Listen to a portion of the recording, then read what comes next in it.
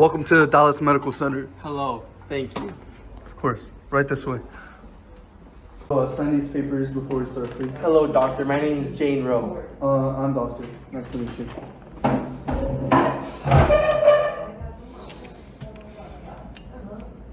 Out of curiosity, what are you here for? I'm here for an abortion. An abortion? Get out of here. We don't allow that. You sinner. Excuse me? I thought this was a medical center. Under state law, you cannot have an abortion unless it's risking your life. Get out of here. You seem perfectly fine to me. Okay. What is she doing? Have fun talking to my lawyers, doctor. Get out of here. Get out.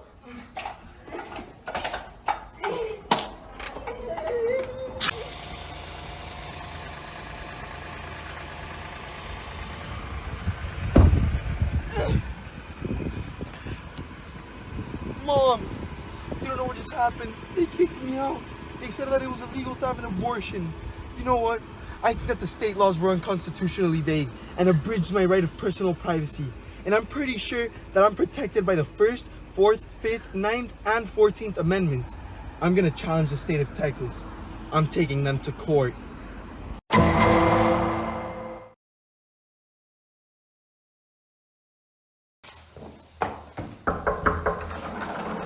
Hello, madam. Hello. Somebody told me I had to come here to drop off the legal forms for court dates.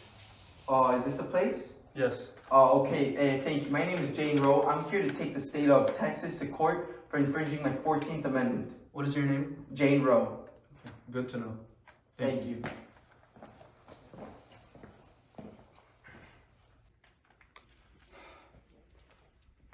Judges, I'm just here to inform you that I think something's about to go down. Jane Rowe is filing a lawsuit against the state of Texas against abortions. Thank you. One eternity later.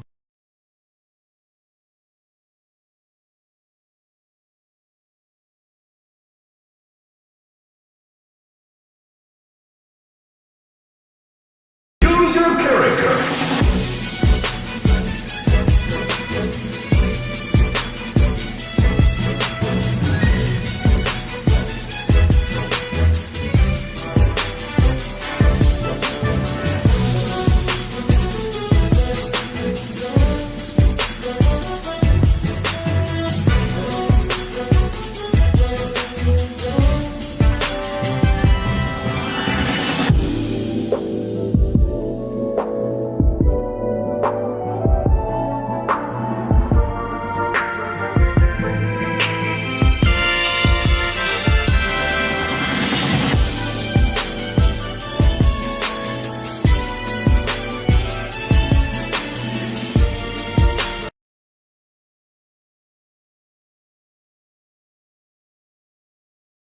Justices, my name is Jane Rowe.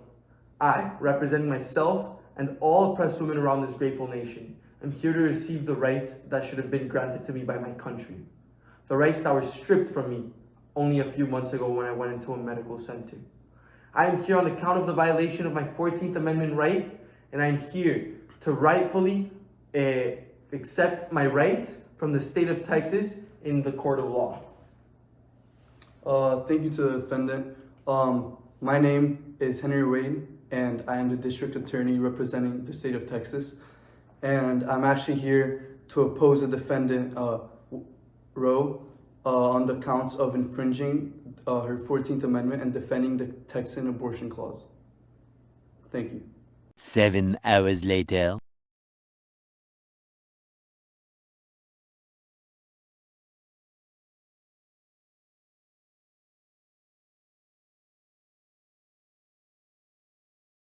Right.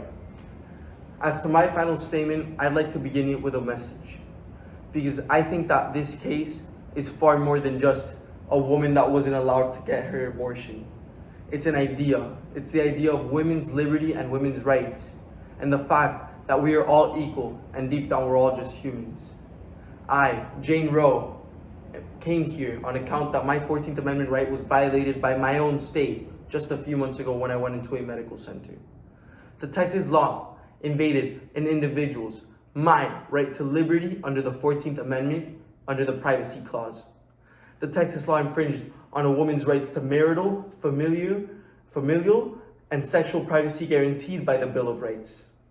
The right to an abortion is an absolute. Women are entitled to end a pregnancy at any time for any reason in which way they chose. And I understand that the Constitution as a whole, including this 14th Amendment right that we were talking about, is all left up to interpretation. But I think that in this case, it was far more than just interpretation. It was a state's power to completely shut down a woman's voice and strip her of her rights. Thank you.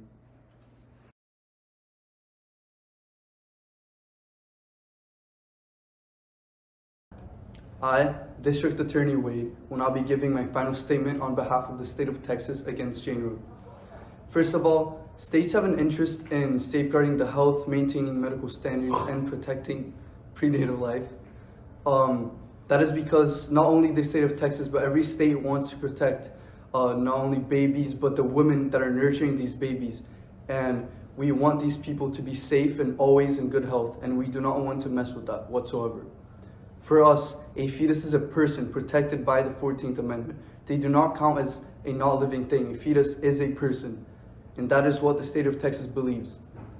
Next, once again, we're protecting prenatal life from the time of conception, and we believe that that's a compelling state interest, and we're not willing to change that. We believe it's within Texas's rights to keep it and our interest.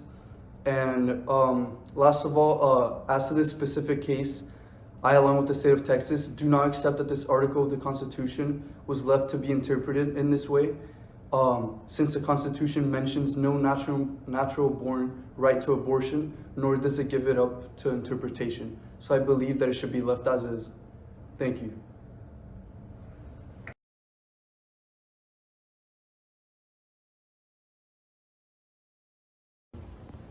I, Justice Byron White, will now give you my dissenting opinion. At the heart of the controversy in these cases are those recurring pregnancies that pose no danger whatsoever to the life or health of the mother, but are nevertheless unwanted. I find nothing in the language or history of the Constitution to support the court's judgment. The court simply fashions and announces a new constitutional right for pregnant women. Now, we will give you the final ruling.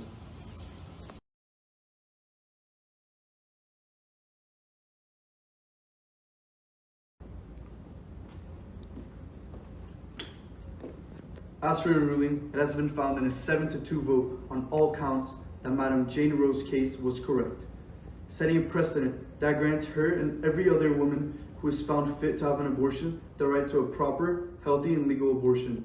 This court is now adjourned. It was also ruled that the Constitution does protect a woman's right to choose what to do with her own body, giving her freedom and privacy to do so. Even though this is not directly stated in the Constitution, it was ruled by the court that it indeed protects a pregnant woman's liberty to choose to have an abortion without excessive government restrictions. Thank you.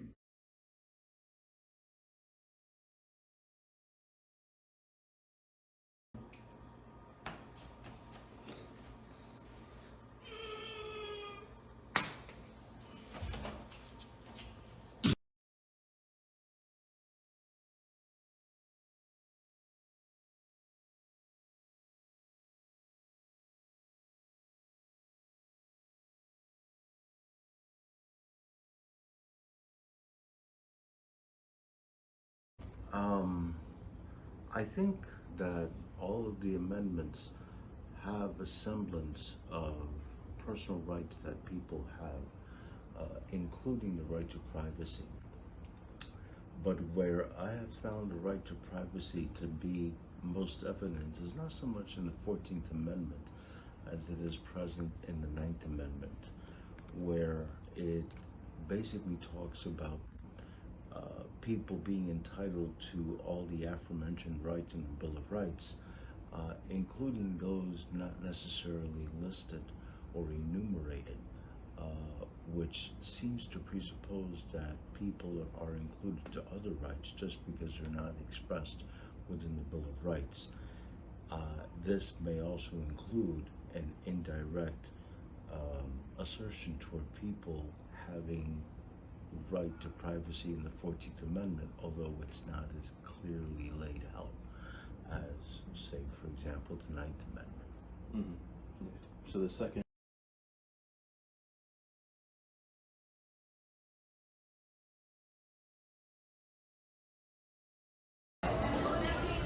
I think, yeah, because you're basically setting a regulation having to do with someone's body, and being forced to get the vaccine is kind of the same like as being forced to get an abortion because they're telling you what to do with your body.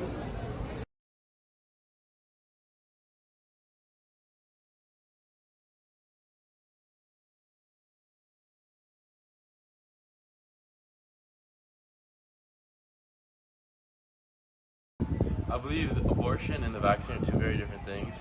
The right to an abortion is a privilege given by the United States, if it's written into U.S. law or not. And I believe the vaccine is a very different thing. The vaccine is forcibly putting something into your body that you cannot choose if you do or do not want to. And abortion is like the right to do something. So I believe they're two very different things. I don't think, even if they do change the law to make it illegal in some states to get an abortion, I don't believe it's the same thing as being forced to take a vaccination.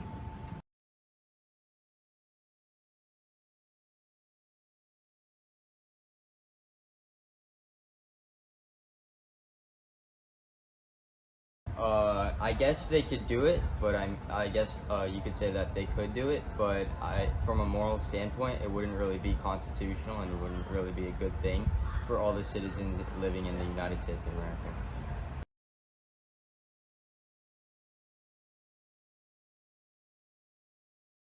It would be better if each state made their own laws regarding abortion, because this way certain cultural differences between the states, so say like some states in their religion or in specific cultural practices, they maybe abortion is something that's immoral. I think states should be allowed to enforce like laws upon that, and this shouldn't be something that's all 50 states, because there are a lot of different cultures and morals that shift based on where you are in the country, and that shouldn't be something that's like overlooked, and that should be a state decision to be made. It's fine. Thank you. Appreciate it.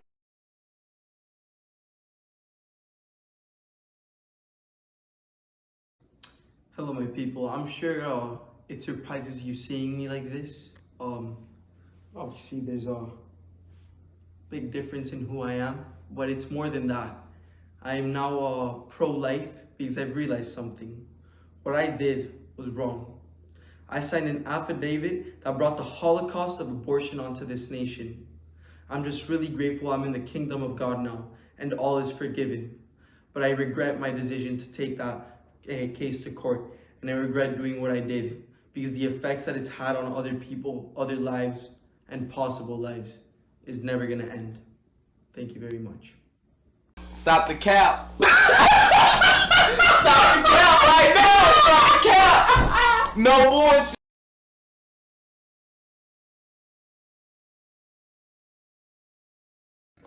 Hi, I'm Patrick. Thank you. But let's get back to the case.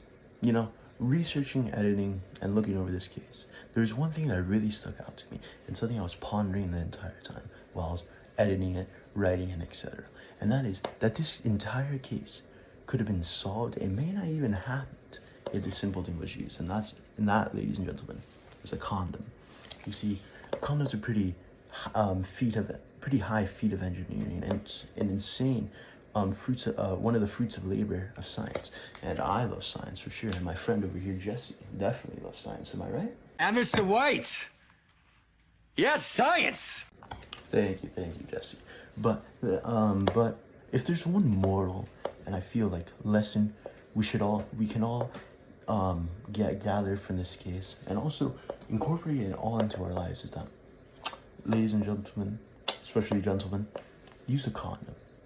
You know, it'll save you from even having a kid in the first place. It may even save you the stress of having to go to court and fight for it. And this case may not even happen if the person Jane Roe had sex with was wearing a condom. Thank you.